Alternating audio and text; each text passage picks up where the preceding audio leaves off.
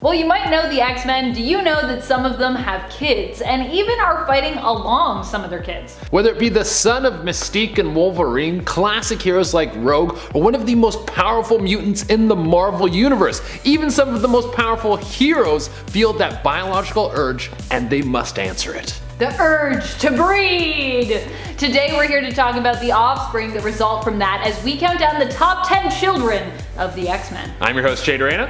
And I am your host, Amanda McKnight. Let's get into this video. Let's do it. Coming in at number 10, we have Rays. I love when we start getting alternate universe stuff because that's when things really get crazy. You can mix and match and get all sorts of super combinations that you want. And in this case, we have Wolverine and Mystique getting busy and making a baby that has both their powers. Rays is the combination of two heroes to make one of the best spies of all time. Because the thing about Mystique is you can break into almost anywhere because of your ability to shapeshift, but you're at high risk of getting killed because you don't have any sort of protection outside of your hand-to-hand combat and skills with weapons. But then you mix in Wolverine's healing factor and some razor sharp claws, and you have a soldier who can sneak into any place and take out the competition like no one else on the squad. While Rays might not be the most powerful mutant of all time, you can't deny the utility and subtlety that someone like Rays could bring to the table. I don't know if Rays is a fitting enough name for someone who can sneak around and kill someone with claws. They should be called Badger, or Sneaky Badger, or Mongoose. Number 9, Chimera.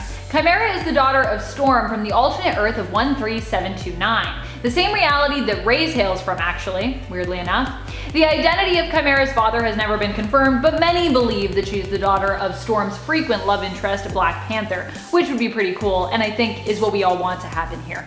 We don't normally get to see what these two's future children would look or be like, so yeah. Chimera is a mutant like her mother and first appeared in Wolverine in the X-Men issue 36. She was created by Jason Aaron and Ed McGuinness, and she possesses telepathic powers which allow her to communicate with and influence animals. She's also an expert tracker, which implies to me that she's either the daughter of Black Panther or possibly also of Wolverine. A reality where Wolverine is kids with both Mystique and Storm though seems really intense, so I'll just leave that in your mind. And before we get into our next point, just give this video a big thumbs up because that really helps us out, guys. Coming in at number 8, we have Megan Frost. I don't know what it is with Scott Summers, but it seems that he has a thing for telepaths, or they have a thing for him. I'm not sure which way the pendulum swings, but either way, he has a few kids via telepaths. This time, it would be him and Emma Frost who would hook up and make Megan Frost. Megan comes to the table with a host of powers from her parents. She's got her dad's psionic blast, and she's got her mama's telepathy. She also has a host of telekinetic powers, so it would seem that Scott Summers might have some hidden telekinetic powers in his genes because his other kids do as well. Now on the downside, Megan didn't get her mom's diamond skin, which is one of her most legendary powers, but she makes up for this by training hard in hand-to-hand combat to the level where she could knock out anyone who might be able to sneak by her telepathy and get within punching range. Number 7, Rogue. Rogue is the daughter of Mystique and Destiny. Well, adopted daughter anyways, but they were both definitely more influential in the raising of Rogue than our own biological parents, so I consider them more of her parents than her actual parents, I guess? They are her actual parents. That's it. Before she ran away as a teenager, Rogue was raised in a hippie commune by her father and aunt after her mother disappeared. After she'd left, she ended up being approached by Mystique, who was told to seek her out by her long-term partner, Destiny. Rogue joined the two of them and they raised her like their own daughter. While Rogue is super awesome and powerful, Mystique is rarely associated with the X-Men, which is why Rogue ranks so low on this list. Basically, she's paying for her mother's generally more villainous tendencies, which has also factored into her story in the comics many times before. Poor Rogue, and also honestly, poor Mystique. Coming in at number 6, we have X-23, the most famous child of Wolverine, and certainly one of the most deadly. X-23, also known as Laura Kinney, is the clone of Wolverine, but also kind of his daughter. It's a little bit of a weird backstory. She's a clone, but she wasn't grown in a tube like most clones are, or I think they are. I don't know a lot about science. But she was actually grown in someone's womb, so that pretty much makes her a baby like any other baby, but she was for sure a clone. Are you confused? It's comic books, that's just just how things are sometimes. But she's got all of her daddy's powers, and she can cut you down faster than a Vitamix blender. She can show that she can be a prolific Wolverine replacement, since after Logan dies, she steps into the role as the new Wolverine and starts taking dudes out just like her old pa. And something very interesting about this character is that the first time she showed up, it wasn't actually in comics, but it was in the TV show called X-Men Evolution,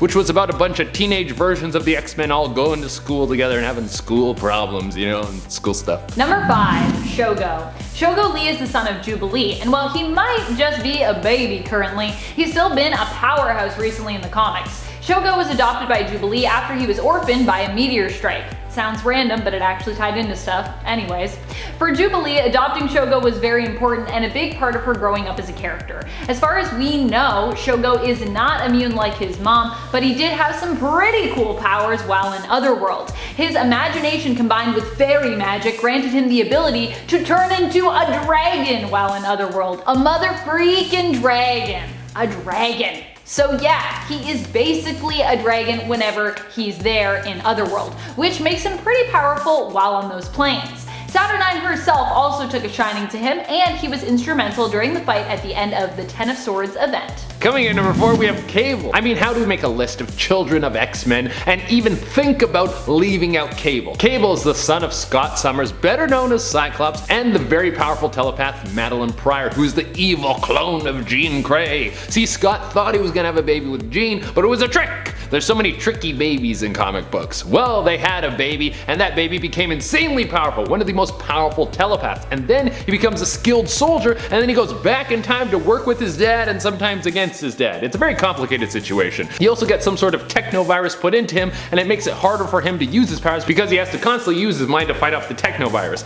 And he gets cloned, and his clone is evil and has no virus. And he's buddies with Deadpool. The two of them work together in a straight man stooge double act kind of thing. Number 3. Polaris. While some might think of Magneto as more of a villain and therefore not one of the X-Men, he has been a member on and off throughout his history and has even led teams both within and without the main continuity. His daughter Lorna Dane and himself have one of the most strained relationships of all of the X-Men and their kids. This has been highlighted recently and ultimately comes down to the fact that initially Magneto manipulated Lorna, keeping the truth of him being her father from her. Not a great start. Even when that fact was revealed to her, he still hadn't been the best dad, and Polaris has even called him out on this before in the comics, reminding him that he doesn't even really know her. Yeesh.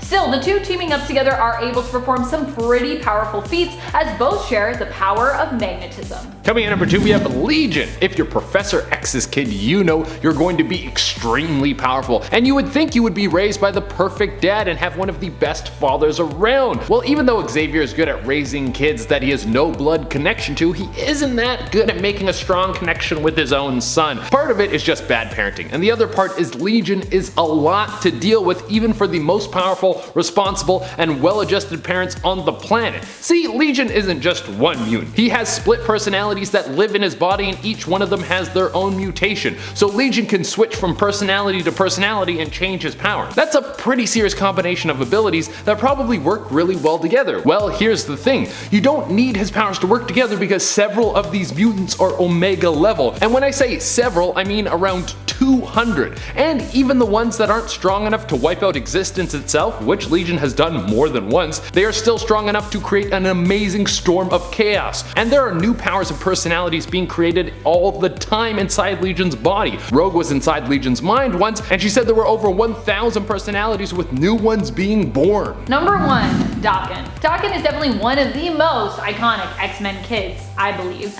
Although, obviously X-23 is also up there. I'm sorry that I just dissed her by putting Dawson above her. And he's a really well-known X-Men kid despite the fact that he has major daddy issues. Dawson is now all grown up and is currently part of the X-Factor team, but he has been all over the place when it comes to his alignment since he was first introduced in the comics in Wolverine Origins issue number 10. We've seen him as both a villain working against his father, even trying to kill him. We've seen him take on the Punisher alongside the Dark Avengers, acting as Osborn's assassin, assassin. We've seen him tangle even with the likes of Deadpool and be manipulated by the lovable and very unstable Mirth, but he's also acted heroically from time to time, and now seems to be more on the side of those things with X Factor. Though, then again, Krakoa is a place for all mutants, so it's not like him being a bad boy would ever mean that he'd get kicked off the team. And when it comes to mutant bad boys, Dawson is definitely one of the baddest.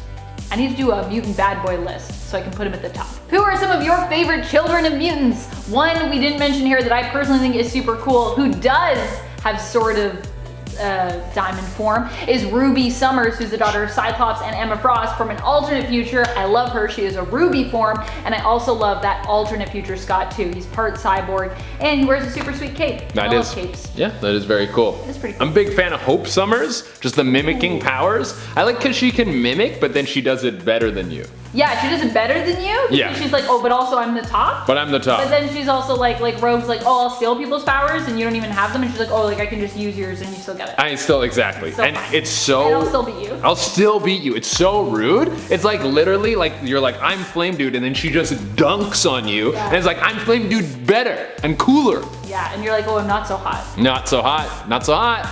All right, guys, thank you so much for watching. I've been your host, Jade Reyna.